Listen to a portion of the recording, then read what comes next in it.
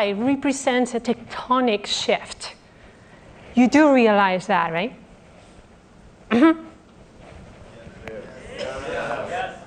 Well, we'll get it until the end. It's changing the way we are creative, we are productive, we are efficient. It's transforming markets, industries. It's all based in data, infrastructure, compute, and energy. And we all have heard a lot about the future of all that, the challenges and the benefits, and so on. It's the future of work and talent. There are many people today who are wondering, what should I do with my life? Is my job going to disappear? Or can I build something with it? What should I be learning, right?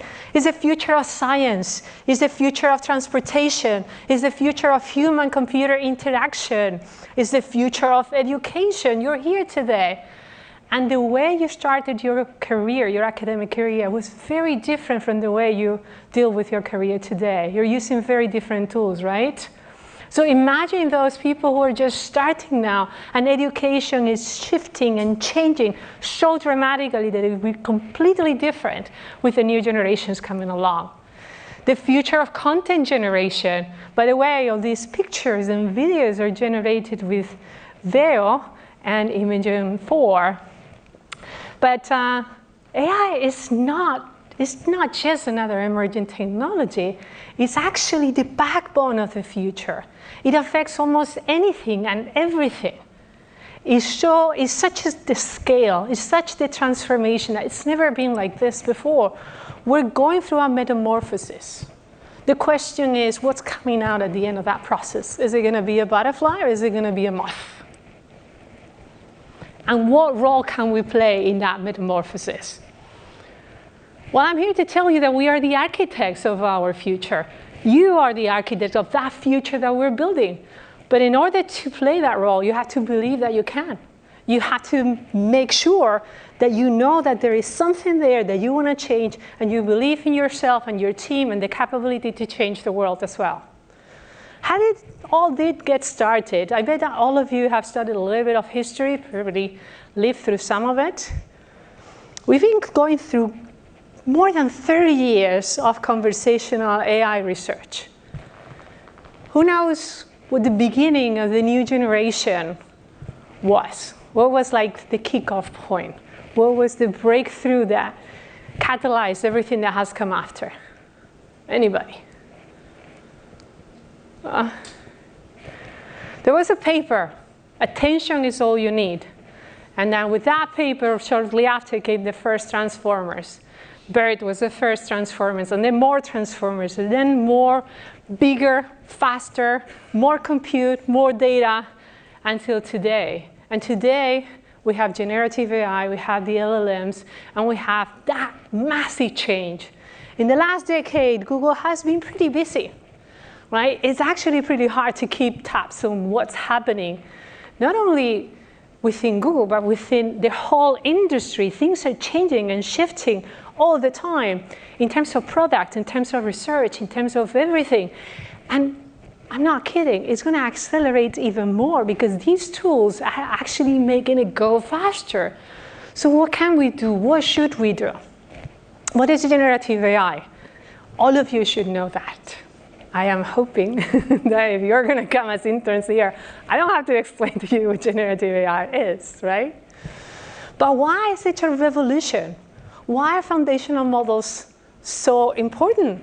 Because you can extend the functionality with few resources, because it has quasi-human or beyond human naturalness, because natural language is the most intuitive way to communicate, and because multimodality is the most natural way of human interaction. We've been researching for so long with individual modalities, trying to fuse them, trying to merge them. Now we have technologies that enable us to model the world in context in a multimodal sort of way and emulate complex human behaviors. That is unlike anything that has been done before, right? So we're trusting these AIs in terms of efficiency, productivity, creativity, velocity, automation, simplicity. But are there other aspects that are not so much thought about? like companionship, empathy, reassurance, feedback, respect, socialization, understanding, love. Sci-fi, yeah? But it's not that far. It was only a few years ago that a lot of the stuff that we see today seems so far away that it was just sci-fi. It was something that you could see in a movie, and it's here. So who knows? You're here to dream.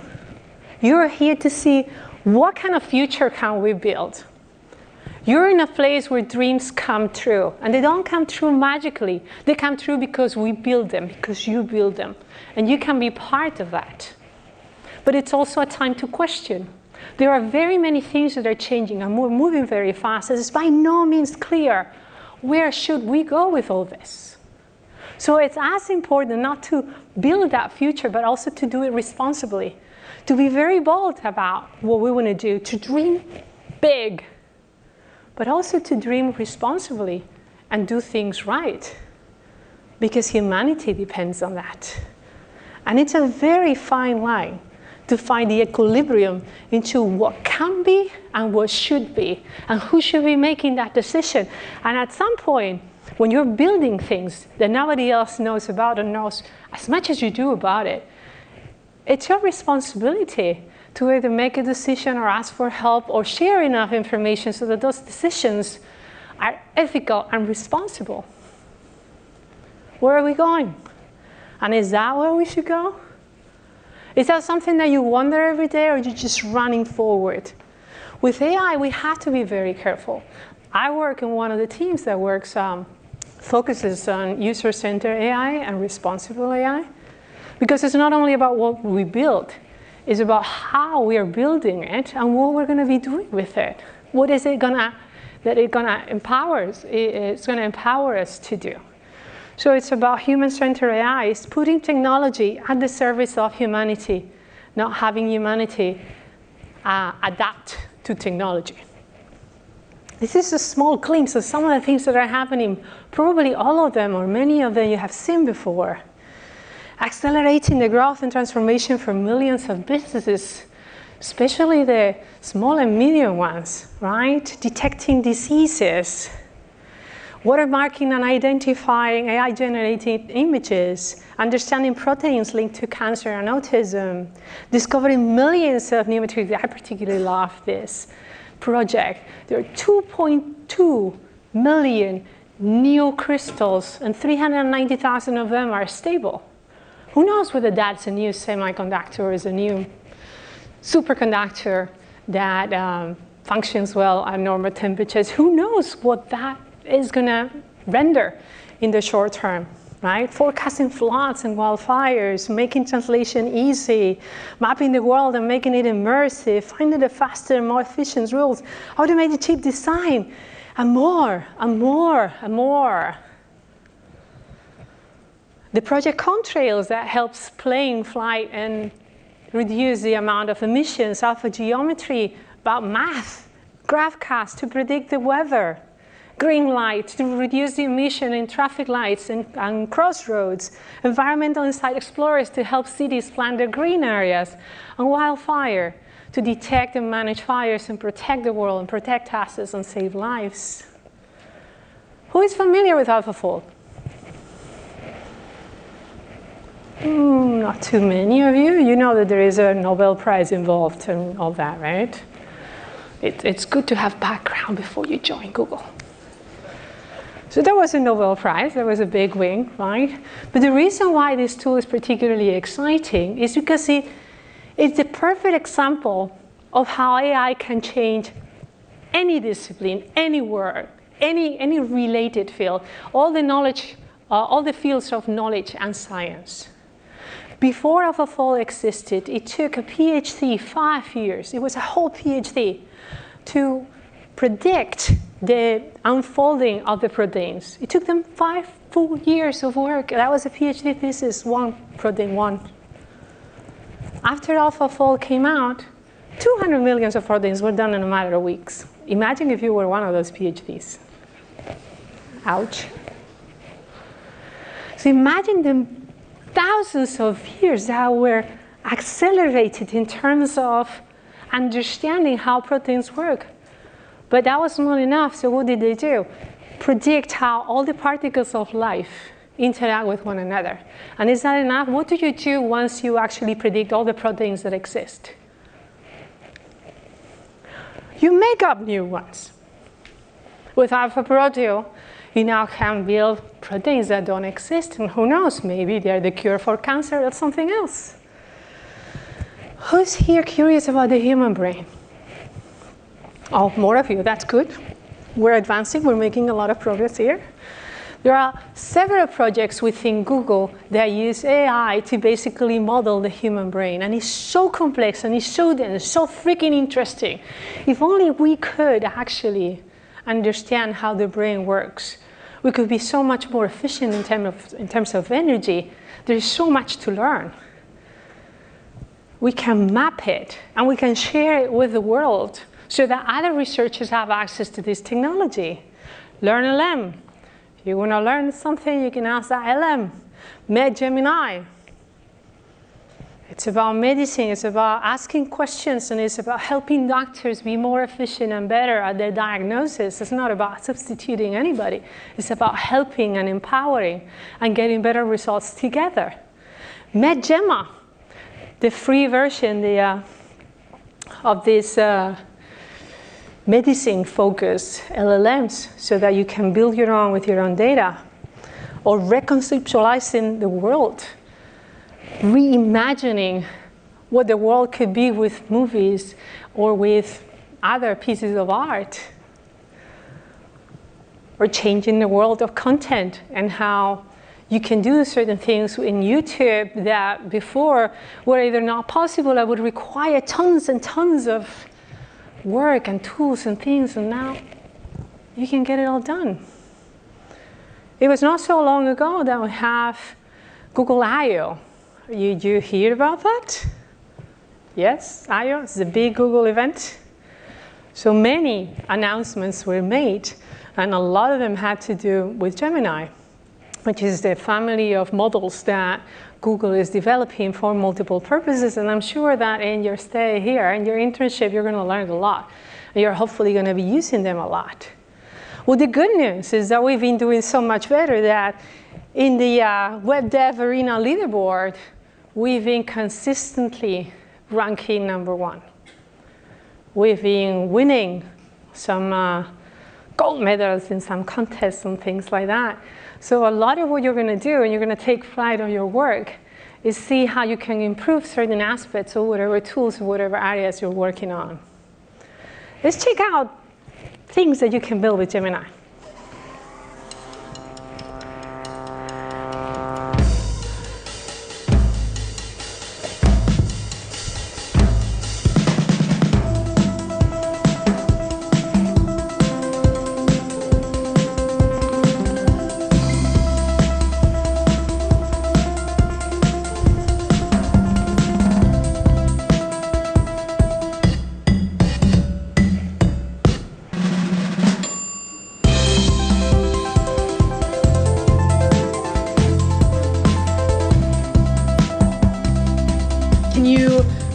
Make a bunch of like confetti circles explode out of my mouse? I've updated the sketch.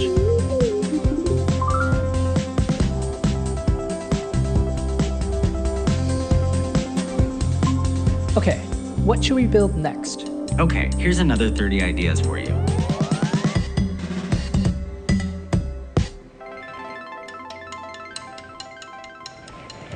Mind-blowing, right? I get so excited when we see the things that we can do. Have you seen imaging? The kind of images that you can now generate with natural language? Impressive, right? I think that whoever is in social media can see that there are very creative people out there building all kinds of different images. Or Veil, how with natural language you can pretty much create videos that depict anything you can imagine. Now you can be a movie director, you can be a creator. If you can imagine it and you can actually say it in natural language, you can create it. And with Flow, you can link different videos with different takes so as to create a movie like any director would. So all these tools together are empowering you to do anything and be anything that you want to be. And guess what? You're not only using those tools, you're able to use these tools, you're able to build them and make even more exciting tools for humanity. AI mode. That helps you manage complex tasks, like renting an apartment somewhere. It's like, hey, find me an apartment that has indoor laundry and that is below a certain price and that is available for this month or the year. And yeah, have it go. It's like having an assistant, right? I'm actually going to skip this video. Or shopping. Who here likes shopping? Yeah, we're getting better. I'm going to get you all to raise your hand at some point. But you know, you can actually find whatever it is that you want, try it on before you buy it virtually, and how much easier are things that way. Or one of the tools that excite me the most, the AI co-scientist, that basically help you put together ideas, scans all the bibliography, all the literature around that. You're PhDs, you know what scanning the literature is like and how many months of work, reading every single paper that comes across, selecting what the right sources are. Well, 5 minutes, you can get a lot done. That would take you months or years before. Or the deep research mode. I'm going to go very quickly through this. Very recently ago, I went to Mexico to give a talk about AI, right? So I put together a little project. And they have, it's all in Spanish because it was Mexico, but I didn't want to create a new one just for today. So I basically said, hey, how do I solve the problem of water in Mexico City? That was it. That was my prompt. That was my question. And he created basically a plan, solutions to the water crisis. He created code, and he created a full report with visualization that I could share with them. And it took me roughly 4 minutes to do all that. I don't think you're old enough to appreciate how long it took to do this kind of thing back when we didn't have as many tools as today. And very recently, in July 22nd, just like barely a couple of days ago, we launched 2.5 Flashlight, the general release. That can actually help you do a lot of things. And I have a little demo in terms of how you can actually use this model to, for instance, build a computer UI. This might look like a basic operating system, but it's actually something much cooler. It's a research prototype showing off the capabilities of Gemini 2.5 Flashlight. Every time you click through to a new window, Gemini is writing the code for the UI and its contents for the very first time, based on the context of the previous screen and the time it takes to click a button. That means this is a non-deterministic operating system. So if we go into this folder and then come out of it and then go back into it again, the contents are completely different each time.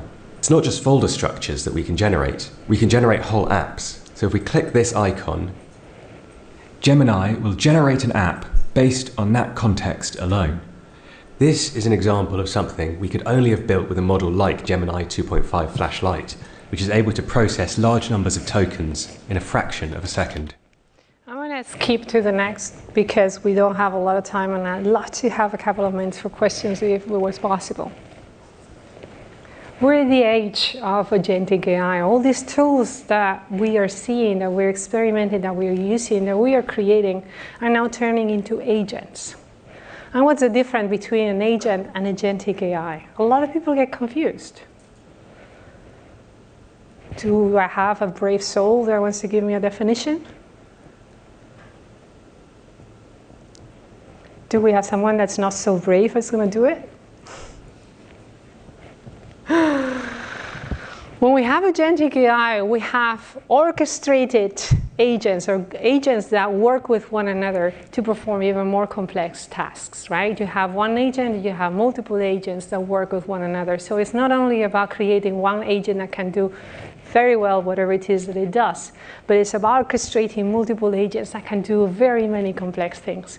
And we are in that age.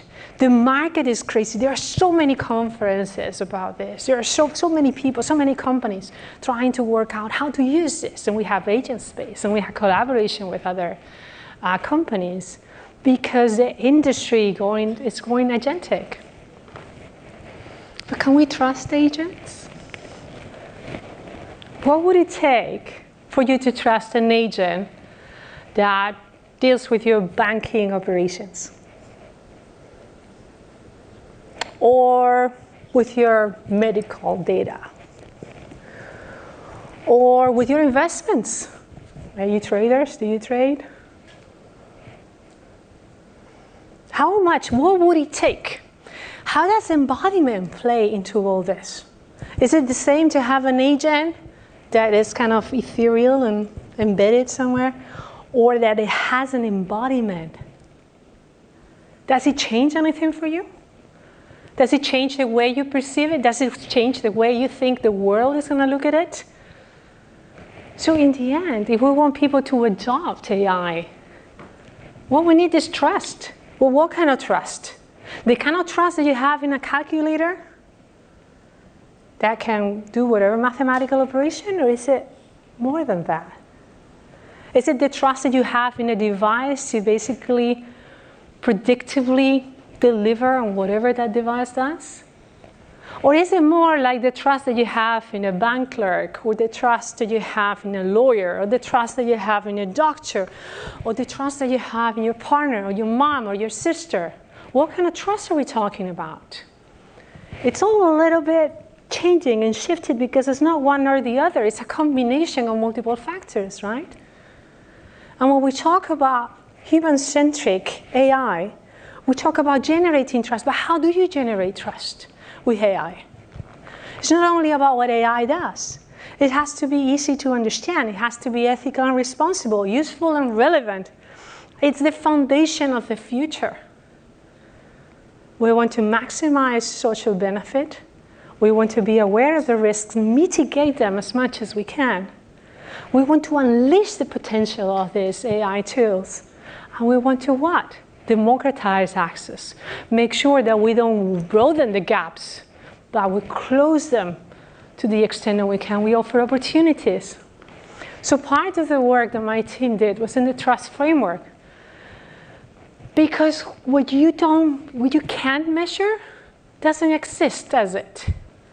Is there anything that you can take credit for that you can actually objectively measure? And how do we measure trust? What are the different aspects? What do we care about? And what is an objective way of looking at something that is so subjective and so soft? So we're going to talk about two different things. And again, I'm going to go really fast, and I'll be happy to share my email with you in case you have questions if we don't have enough time later. Do you know what factuality is? What is factuality? I saw you nodding, so you know.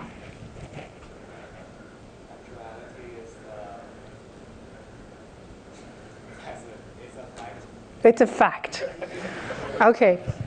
I think that Gemini would do it a little better if we asked them. Factuality is about making sure that the models are not hallucinating, right? Which is actually not the best word for it. I didn't tell you about that before, but part of my background is in cognitive science. So the reason why I'm actually in love with all these things is because I'm in love with cognitive processes and how we process information. Actually, these are not hallucinations. It's entirely different, but that's how the world knows this phenomena, where models just spit out information that sound very credible and very much like what you want to hear, but it's actually not true. So factuality is about grounding that information, finding the sources, and actually making sure that when the model says something with confidence, it's because there is actually a reliable source that it got it from. The thing is that models will almost always respond, whether they know it or not. We all know people like that, right? right? You don't know people, like, it doesn't matter what you ask. If they don't know it, they'll actually kind of come up with something they make up, especially salespeople. Yeah, maybe you're too young for that, but yeah, salespeople do that a lot. And models will usually seem to make sense when responding. Of course, it has to be credible. It has to appear to be true, because the whole point is that you believe it. It's not that it is true. The goal is that you believe it, right? And what are the cases that are more prone to hallucinating? You have a list there, right? Data limitations, complexity of the task, long outputs and long inputs. The longer the response, the more likely it is that you screw up at some point and you say something you shouldn't have, right? So if you want to maximize factuality, you kind of reduce the response. As a matter of fact, not saying anything is the best, most factual response. You can't be wrong if you don't say anything. But how helpful is that? And how complete is that? That's why when you study factuality and you try to maximize it, it also has to be useful, and it has to be complete, or it has to have some degree of completeness, right? What can be done in order to do that? Well, mitigating hallucinations is part of what we do here, and guiding and verifying the output is part of what we do here, but others can also do, especially with benchmarks and so on. In one of the areas, or one of the methodologies that we do that with, is using RAG, Retrieval Augmented Generation. How many of you are familiar with RAG? Okay, a few more hands. And do you know what data gemma is? It's one of the tools that we have released and made available for people so that they can actually use it to check on hallucinations, to check on data. Because guess what? If the model comes out and says, you say, what is the percentage of people of a certain age that like vanilla ice cream? And it goes, oh, 33%. So where's that coming from, right? So data gemma actually helps you find data to back it up or not. So you have a very good representation, I think, there, where you have the baseline and the response. And then you have the retrieval augmented generation applied, where you kind of generate the relevant statistical questions, and then you go to data commons and find the statistical support, and then you get a real response that's actually based on real data that you found on reliable sources. So that is one of the techniques, one of the ways in which you can actually fight in favor of factuality, or fight against hallucinations. But you also have to verify your output. And it's not only us that can do that. You can use benchmarks, and you can integrate the models in a way that they're easy to verify. It's better to do it automatically, obviously. You don't want to verify everything by hand. But it's not a bad idea to do a few checks either. So you have some examples here how you can verify the output, just to give you an idea. Select the sources, make sure that most of what you say, because it's never perfect, yet at least. So most of what you say is actually reliable, and it has multiple sources. And you have a benchmark that you trust and is close to the use case that you're modeling for, right?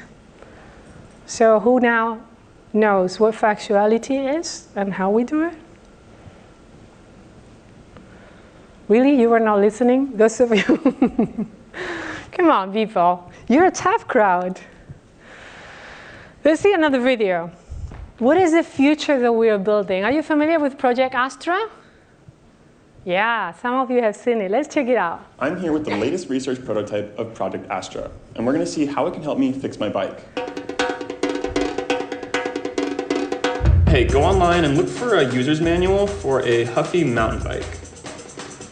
I have found a user manual for you. What would you like to know about it?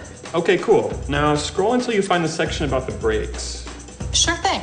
Looking for that page now. I think I stripped this screw. Can you